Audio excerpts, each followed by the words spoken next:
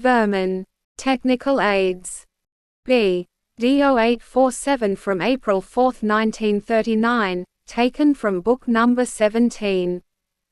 It is of extraordinary importance to know that the countless living beings must fulfill functions of their own accord which contribute to the preservation of other living beings.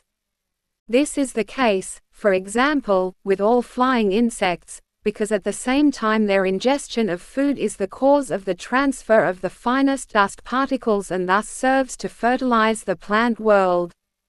The finest tools must serve the living creature for this activity, and this also explains the extremely finely constructed physique of such a being, which represents a true miniature work of art in God's creation. The being's reproductive activity is not always so obvious to people, and they are even less able to recognize its purpose with their physical eyes. Instead, they have to take refuge in faith and be convinced that nothing in the whole of creation is without purpose, that rather one always contributes to the existence of the other and is therefore necessary.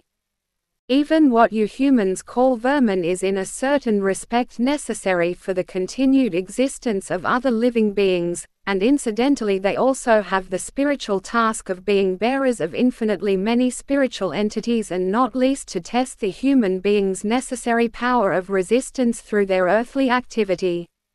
Life must offer the human being resistances of all kinds, since he can only mature by overcoming them.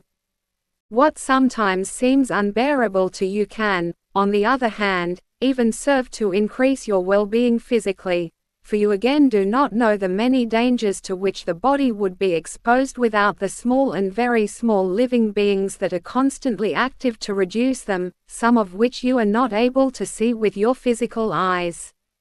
The surface of the earth, the water and the air are the abode of these beings.